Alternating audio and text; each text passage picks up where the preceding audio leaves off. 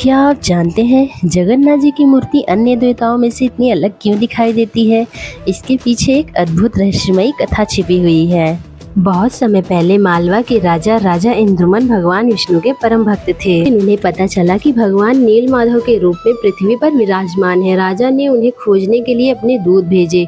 लंबी खोज के बाद जब राजा वहां स्वयं पहुंचे तब तक भगवान नीलमाधव अदृश्य हो चुके थे। राजा बहुत दुखी हुए और उन्होंने भगवान से प्रार्थना की। उनकी भक्ति से प्रसन्न होकर भगवान ने स्वप्न में दर्शन दिए और कहा, समुद्र तट पर एक दिव्य लकड़ी के गट्ठर मिलेगा, उसी से मेरी मूर्तियां बनवाओ।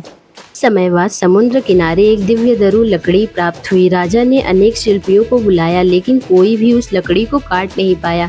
तभी एक वृद्ध बढ़ई आया। वह वास्तव में स्वयं भगवान के दूत माने जाते हैं। उसने कहा, मैं मूर्तियां बनाऊंगा लेकिन एक शर्त है, जब तक मेरा काम पूरा न हो जाए कोई भी कमरे का दरवाजा नहीं खोलेगा। मैंने शर्त मान ली। कई दिनों तक कमरे के अंदर से काम की आवाज आती रही, फिर अचानक आवाजें बंद हो गई। रानी चिंतित हो गई और उन्होंने राजा से दरवाजा खोलने की आग्रह किया। जब राजा दरवाजा खोला तो वृद्ध बढ़ई वहां नहीं था। कमरे में 3 दिव्य मूर्तियां थी, भगवान जगन्नाथ, बालभद्र और सुभद्रा।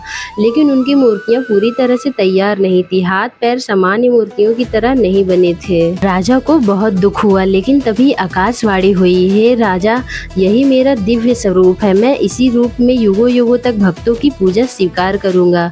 तब से जगन्नाथ जी की इसी अद्भुत मूर्ति की पूजा होती है। उनकी बड़ी बड़ी आंखें इस बात का प्रतीक मानी जाती है कि भगवान अपने सभी भक्तों पर हर समय नजर रखते हैं। वे किसी भेदभाव नहीं करते हैं और सबको समान प्रेम देते हैं।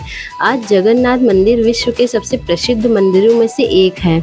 यहाँ हर वर्ष भव्य जगन्नाथ रथ यात्रा निकाली जाती है जिससे लाखों श्रद्धालु शामिल होते हैं।